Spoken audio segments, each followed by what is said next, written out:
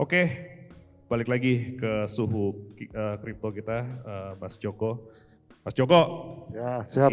izin kita mau tanya nih. Ya. Is a long winter, Mas. Long winter di dunia kripto. Jadi lagi pada bearish market semuanya. Bagaimana sih strategi dari Kunci untuk nge-leverage apakah mau nahan game launchingnya atau seperti apa, atau kira-kira seperti apa nih? Kita juga pengen tahu nih strateginya dari Kunci sendiri. Oke, kalau kita bicara crypto winter itu ibaratkan sebuah siklus ya, yang ibaratnya kita tahu fundamental rise itu ketika terjadi halving Bitcoin. Ya mungkin everybody knows. Tapi kalau kita bicara apakah Kunci akan menghentikan launch projectnya atau menghentikan progresnya, my answer is no. Kita nggak gitu. Artinya kita tahu bahwa saat bullish market melaunching sebuah project, news atau everything akan membuat hype yang luar biasa. Tapi kembali lagi, hype itu hanya menghasilkan pump harga yang hanya sifatnya sementara. Yang dimana of course di situ akan diambil jadi keuntungan bagi para scalper. Sedangkan kita orang-orang kripto, dev kripto pasti berkeinginan untuk lebih banyak holders dibandingkan scalpers. Karena scalpers itu akan membuat volume, tapi holders akan membuat fundamental. Nah, jadi kalau kita ngomongin sekarang, kalau kita juga berharap orang tidak melihat terhadap sebuah hype, tapi orang melihat terhadap sebuah teknologi yang dikembangkan dan masa depan dari sebuah proyek Kunci itu sendiri. Nah, kalau kita ngomong bicara tentang apa sih namanya, bear market terus gua nggak ngapa-ngapain gitu, nggak gitu konsepnya. Tapi justru ini menurut gua ialah entry point yang harus dilakukan oleh teman-teman yang memang udah biasa main kripto untuk memutuskan kapal mana yang terbaik yang harus mereka tunggangi, sehingga ini akan menjadi instrumen mereka untuk ketika bull run nanti, nah mereka di situ bisa gain profit lebih besar. Nah jadi kan kita bisa berpikir seperti ini. Kalau dulu nih kita bicara ya, gue cerita aja waktu gue masih jadi seorang miner Ethereum, ya gue miner Ethereum dari 2016.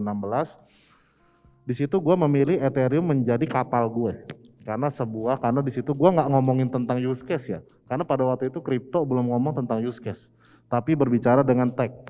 Nah sekarang teknologi banyak banget, semua orang develop teknologi, dan gue rasa masa teknologi ini sudah hampir lewat. Nah the question is, orang mempertanyakan teknologinya udah ada, terus sekarang buat apa nih teknologi? Jadi gue akan menjawab seperti ini, bahwa nanti next bull run ialah fase sudah berubah menjadi utilitas. Jadi kita udah bicara bukan lagi teknologi, karena teknologi banyak canggih-canggih. Nah sekarang orang bicara function. Anggaplah kalau kita ngeluarin token kan itu sebenarnya kayak lu lagi main monopoli, mas. Lu main monopoli sama temen lu, dia jadi bernilai ketika lu main sama temen lu. Sebenarnya kan token itu. Tapi kalau kita bicara cuman kita tidak bicara ekonomi di dalamnya, kita tidak bicara function token ini untuk diperluas secara masif dan adopsi massal, ya berarti sama aja itu token monopoli. Gitu. Nah ini justru PR kita sebagai dev ialah bagaimana dengan teknologi yang dikeluarkan oleh si project tadi bisa mengadopsi massal dan menjadi bridge. Karena rata-rata itu kita cuman jadi bridge. Contoh misalnya kita bicara di gaming, kita bicara game, orang menggoreng tentang bahasa play to earn dan segala macam. Nah itu cuman menurut gue itu hype yang ditimbulkan tentang play to earn. Tapi menurut gue apakah era ini akan berakhir? Jawaban gue yes. Karena ketika lu ngomongin play to earn, kita bicara lagi tentang kelemahan sebuah game play to earn. Artinya apa? Inflasi. Nah berarti kan orang ngincernya hype-nya sudah hilang. Hype-nya sudah hilang, berarti sekarang akan muncul terhadap gimana game ini bisa berkesinambungan dengan teknologi blockchain. Berarti jatuhnya kayak pemakaian use case lagi kan. Nah makanya di sini kita project itu bagaimana cara mengawinkan antara komunitas gaming dengan komunitas kripto dan menjadi bridge di dalamnya. Yang jadi masalah sekarang orang bicara tentang gaming, trust me mas, kalau kita ngomongin game, itu terjadi resistensi besar dari pemain games. Karena mereka berpikir ini merusak esensi daripada game. Nah, ini yang harus diluruskan oleh pihak developer bahwa ini akan mensupport esensi daripada game tersebut. Nah, para fans atau player yang lagi bicara tentang game tadi berpikir bahwa oh ini lu ngerusak esensi game, berarti ini semua lu arahin menjadi play to win dong. Nah itu kan menurut gua mindset yang udah berantakan. Nah tugas kita sebagai developer semua GameFi ini, kita harus luruskan kalau teknologi blockchain ini akan menjadi supporting system. Lu punya barang gitu, lu punya game ini akan lebih gampang. Karena apa? Kita tahu kelemahan sebuah games, lu nggak bisa kontrol aset lu mas. Lu nggak bisa, tahu-tahu misalnya anggaplah, gue pernah main di sebuah game publishernya dulu terkenal banget ya mungkin teman-teman tahu. Gue tiba-tiba di banned. Dan di situ gue nggak bisa klaim kepemilikan barang gue, sedangkan item yang gue dapatkan itu gue udah spending miliaran. Tapi dengan sepihak mereka bilang gue nge-cheat. Nah ini nggak fair. Nah sebenarnya blockchain ini hadir untuk menjaga privasi lu sebagai seorang pemain game. Menjaga keamanannya, menjadi sekuritasnya. Artinya bridge-nya lewat mana? NFT. Karena NFT itu jelas pemilikannya itu punya lu bisa kendalian. As developer juga nggak bisa ngomong apa-apa. Orang ini blockchain, ini jelas punya lu. Nah sebenarnya, cuman kadang para gamers itu salah persepsi di sana. Akhirnya apa? Ketika terjadinya sesuatu yang bagus nih kayak Axie Infinity atau segala macam, resistensinya mulai muncul. Gitu. Jadi disinilah ibaratnya salah satu kekhawatiran, tapi itu menurut gua bukan masalah. Karena apa? Yang harus kita buktikan ialah pola dan saat delivery kepada marketnya gimana. Gitu. Jadi orang bisa aja bikin game banyak atau misalnya gue punya game, gue beli terus gue bikin gue udah bikin nih game, padahal itu game beli cuman whitelist. Nah ini masalah juga, akhirnya apa? Orang kena FOMO, kena hype, mampus lagi. Nah makanya kadang kita yang orang-orang serius mengembangkan ekosistem dan teknologinya nih seperti Vicigi dan Kunci kena imbasnya terus gitu. Ibaratnya kita udah mau bener, kita bikinnya udah mati-matian, kadang spend money kita jauh di atas, anggaplah saat kita raise fund, tapi setara stigma, koin lokal lagi, capek lah. Nah kayak gitu. Nah makanya di sini gue Kunci sih berpikir ketika bear market ini apa yang harus kita lakukan. Tadi kan pertanyaannya ke sana. Yang pertama, kita akan keep up the project. Kita memang waktunya ada, jadi ya keluarin aja.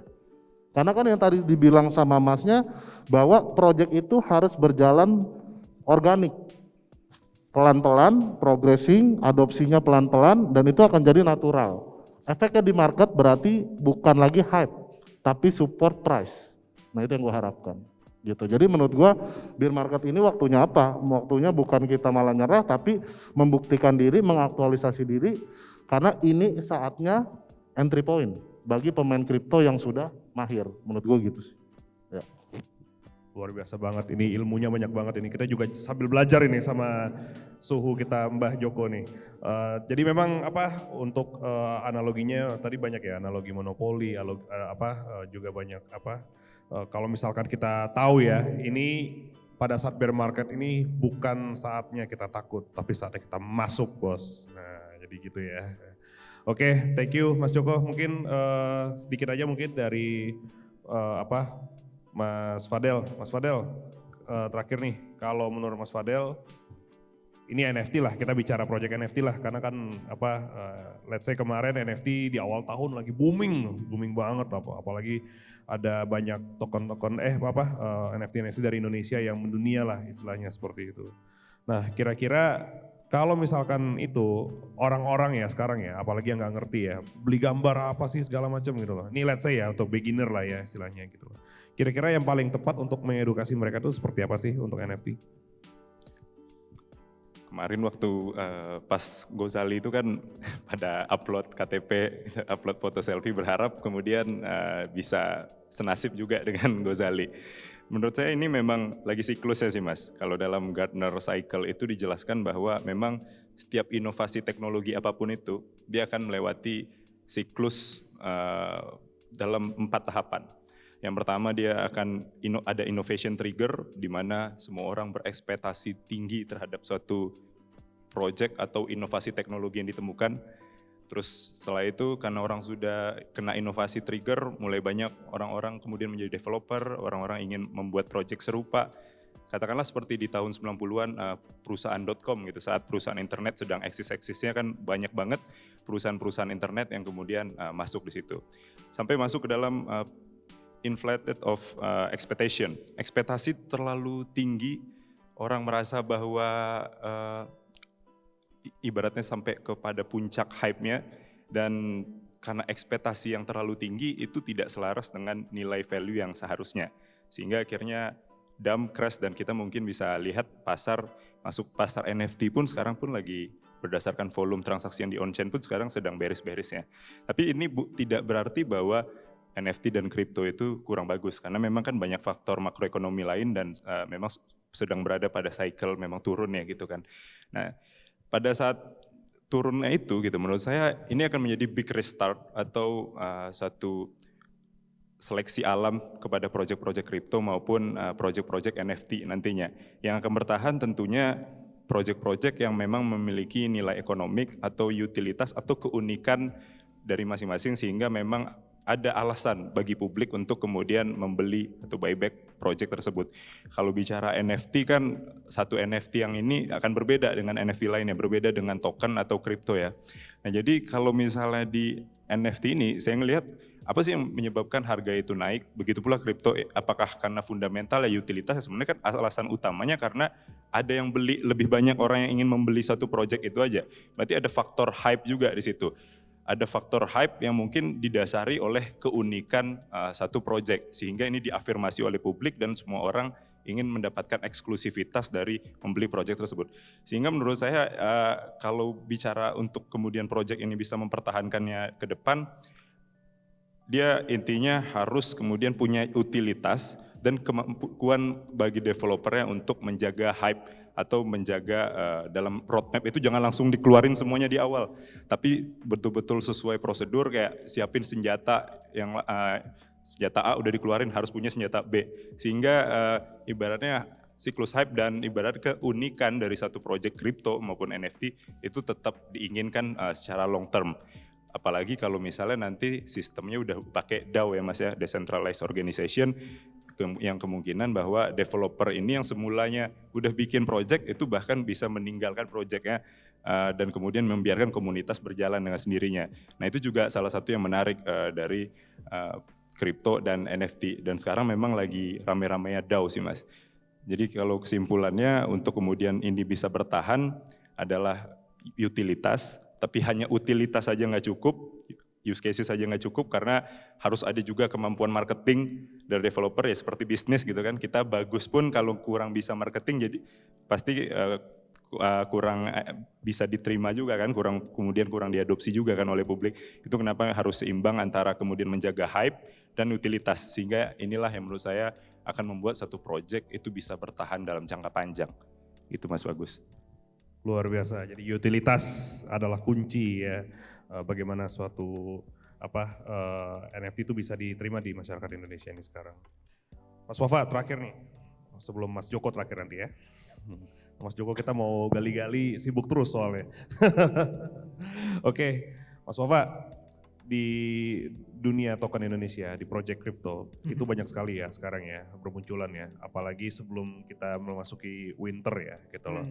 Ada banyak mungkin project-project yang secara nggak langsung nge-drag down gitu loh, kayak misalkan project-project rug pull, project-project apapun itulah ya, kayak let's say mereka menggunakan artis atau apapun tiba-tiba cabut gitu loh ya gitu loh. Secara nggak langsung itu juga melukai pasar project atau pengusaha ya, seperti VCG dan juga kunci ya gitu loh.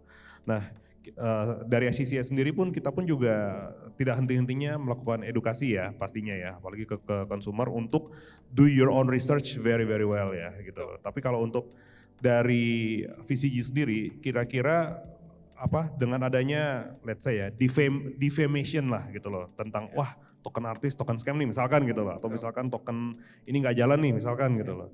Itu langkah-langkah yang dilakukan dari VCG seperti apa gitu loh? Apakah tetap fokus aja terhadap proyeknya atau misalkan ada langkah preventif ya gitu supaya nggak supaya holder-holdernya itu juga masih aman gitu loh. Kira-kira gimana?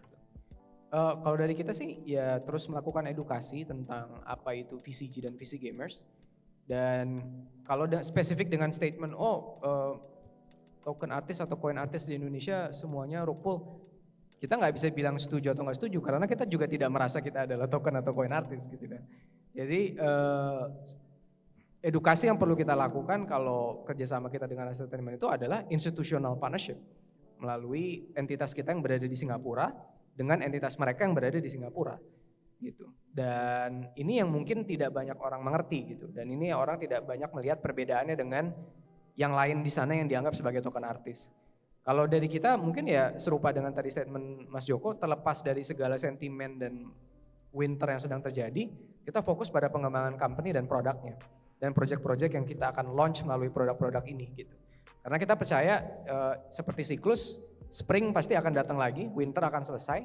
Dan ketika nanti winter selesai, kalau tadi mengacu pada statementnya Mas Fadel, ada natural selection kan, berarti kan akan ada yang mati memang nih selama winter ini. Nah nanti yang bisa bertahan, yang bisa melewati winter ini kan berarti harus menunjukkan bukti. Kalau mereka bisa bertahan dan juga memiliki produk dan company yang sustainable. Dan nanti investor akan menilai sendiri. Gitu. Kalau mengenai fenomena artis sendiri di Indonesia, menurut saya tetap fenomena artis di Indonesia itu tidak terpisahkan. Saya punya satu startup lagi namanya Upbanks, kita fokus pada pendanaan artis, pendanaan influencer, tapi tradisional ya, Web 2 gitu, maksudnya konvensional, working capital, invoice financing, dan lain-lain. Karena kita melihat Indonesia ini negara kreatif memang gitu, bukan negara science ya, negara kreatif gitu. Jadi yang namanya artis influencer akan terus bermunculan. Dan semoga nanti kita bisa mengirimkan pesan keluar sana, kalau mau ada kerjasama antara project atau company atau startup gitu ya, startup kan juga banyak menggandeng artis untuk kerjasama, bagaimana sih melakukannya dengan benar gitu. Mematuhi peraturan perundang-undangan yang berlaku, mematuhi prinsip-prinsip corporate governance yang berlaku, mematuhi prinsip-prinsip accounting yang baik gitu kan, strukturnya seperti apa, dia posisinya sebagai apa sesuai kapasitasnya. Kita harapannya kita melakukan sesuatu yang nanti bisa menjadi bahan untuk edukasi masyarakat. Gitu. Nah kalau yang memang sudah terlanjur ada, yaitu tadi proses pembelajaran. Gitu. Nah, semoga nanti yang semua yang terlibat dalam proyek-proyek itu, baik dari sisi developer, si artis maupun investor, bisa belajar gitu. Supaya ke depannya mereka tidak kemudian langsung antipati terhadap industri ini, tapi bisa mengambil pelajaran ya untuk ke depannya seperti apa bagusnya. Mungkin kalau dari kita berharap seperti itu. Menggabungkan beberapa beberapa aspek. Betul. Ya, artis dari utilitasnya dan juga pastinya edukasi ya, Mas Wafa ya. Thank you. Oke, pertanyaan terakhir nih buat ini suhu saya pribadi sih. Mas Joko, Siap. investasi naik turun. Investasi ada yang untung, ada juga yang rugi. Tergantung strategi dari tiap-tiap pribadi. Oke. Nah, dari kunci sendiri, sudah ada yang untung pasti, sudah ada yang untung dan let's say mungkin ada juga yang sudah cut loss, let's say ya gitu loh. Nah dari kunci sendiri strategi apa sih kira-kira yang kira-kira bisa meyakinkan agar holder ini masih tetap hold? Karena ini kan kunci yang tadi saya dengar adalah project jangka panjang ya pastinya ya. Let's say untuk meyakinkan ya udah ini tuh bukannya project lo langsung untung cepat gitu loh. Ini project let's say ya we're talking about 5 to 10 years gitu loh, let's say ya gitu loh. Karena ya pasti ada ketidaksabaran pastinya gitu loh. Gimana sih caranya kunci bisa meredam itu semua gitu? Karena ini kan salah satu rahasia kenapa kunci juga bisa bagus ya gitu. Thank you. Oke, kita tahu kemarin mungkin yang ngikutin kunci itu sempat naik hampir 100x dari harga pre-sale-nya. Yang dimana orang normal dan gua sendiri pun kalau misalnya anggaplah gue ikut sebuah project ketika gue ikut pre-sale naik sampai 100x, kayak gimana normatif manusia pasti take profit. Udah 100x lu mau nunggu apa lagi, betul? Dan akhirnya mereka banyak yang melakukan aksi take profit secara bersama-sama, itu satu. Itu yang terjadi kemarin di kunci. Yang kedua bahasanya kenapa akhirnya kita masih bisa mempertahankan harga di bear market dan dari harga pre-sale kita masih naik 10x. Nah ini kan luar biasa. Menurut gua sih itu prestasi buat kunci ya maksudnya dan lumayan. Kita dan tim. Sederhananya ialah seperti ini, holders itu ialah sebuah komunitas yang dimana mereka itu kita loyal terhadap sebuah project ketika mereka itu kita ajak untuk berbicara. Kita rangkul mereka, kita dengarkan pendapat mereka sebagai pertimbangan kita untuk mengambil keputusan di kemudian hari. Yang dilakukan kunci ialah sederhana sebenarnya awalnya. Yang kita lakukan pertama, kita tahu bahwa turunnya harga kalau tidak diikuti dengan penambahan holder baru, token tersebut akan jatuh di bawah harga presale dan mungkin bahkan sampai di delisting di sebuah CEX. Itu kan aturannya. Nah itu pertama. Kedua, kita tahu bahwa yang gua lakukan ini sekarang ini ialah selalu menginformasikan, karena mereka bicara, mereka memutuskan untuk bergabung di kunci, berarti mereka punya alasan. Nah, sebagai seorang investor, wajar nggak sih kalau kalian pengen tahu update daripada project yang sudah dijanjikan oleh developer? Nah, berarti apa? First thing first is communication. Berarti kita harus komunikasi terus terhadap holders. Dan makanya kita selalu menggunakan banyak event offline untuk in touch langsung dengan para holders. Kita ke Medan, Semarang, Jogja, Kalimantan belum karena memang komunitas masih kecil, Surabaya, Semarang, Jogja, semua kita datengin, kita in touch langsung. Kita katakan sama holders, ini saya, ini developernya, ini yang kita kerjakan. Sudah sampai sini. Gitu. Dan ini proses yang dimana ketika kita ngomongin alfanya di bulan ini, betanya di bulan ini, launchingnya di sini. Tapi ini udah jadi loh, lu bisa lihat, lu bisa rasain demonya. Artinya kayak games yang sekarang kita lagi kerjakan, yang mungkin mau listing sebentar lagi gamenya, kita suruh army kita untuk ngetes beta game tersebut.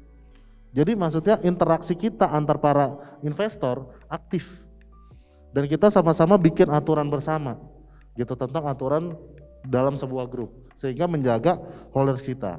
Tapi itu akan jadi bullshit ketika lu sebagai developer tidak berusaha mengembangkan secara teknologi, marketing, dan pengelolaan komunitas. Tanpa tiganya ini, apapun yang lu kerjakan, berapapun lu raise fund, akhirnya nanti lu bisa jatuh ke bawah lagi dan di bawah harga presale. Ketika lu masuk di tier 1 exchange itu terjadi, hukumannya ialah delisting. Itu akan sangat merusak fundamental semuanya. Jadi kalau dari gue sendiri untuk menjaga itu semua ya berarti kita harus lebih aktif terhadap komunitas menurut gue itu. Dan mengembangkan ibaratnya yang jelas marketing kita nggak boleh stop. Lu bisa lakukan marketing itu dengan banyak hal. Lu bisa bikin event, lu bisa bikin AMA di grup lain, lu masuk ke dalam grup Telegram call, kan banyak yang memfasilitasi hal itu. Pertanyaannya, sebagai seorang developer kripto, satu syarat yang wajib, lu punya duit nggak? Kalau lu nggak punya duit, mending nyerah aja, kira-kira gitu. Luar biasa sekali, Mas Joko, thank you banget ya. Jadi user baru akan tergenerate kalau misalkan kita organik ya secara komunikasi, itu yang pertama ya paling penting. Yang kedua marketing jangan sampai putus ya isinya gitu. Oke, terima kasih para narasumber. Mungkin kita akan buka sesi pertanyaan. Mungkin ada yang mau bertanya teman-teman? Ada yang mau bertanya? Kalau tidak ada, oke. Berarti sudah aman semua ya, sudah jelas semua ya tadi ya paparan yang diberikan oleh ketiga narasumber kita. Sekali lagi kita sudah tercerahkan ya. Jadi banyak banget ilmu yang kita dapat ya dari beberapa teman kita di depan ini yang let's say kalau saya bilang sih expert gitu. Jadi expert di project crypto, expert di media dan research dan juga di token juga ya pastinya ya. Jadi paling itu aja sesi kita sore hari ini. Ini saya terakhir ya sebagai moderator ya. Saya udah 3 kali jadi moderator, jadi ini yang terakhir. Jadi habis ini gantian kita ya, nanti ada Mas Ivan. Oke, Mas Joko Crypto, thank you. Mas Fadel Fariza sama Mas Wafa, thank you banget atas sharing ilmunya. Mungkin kita akan tutup aja. Saya sebagai moderator undur diri. Terima kasih. Assalamualaikum warahmatullahi wabarakatuh.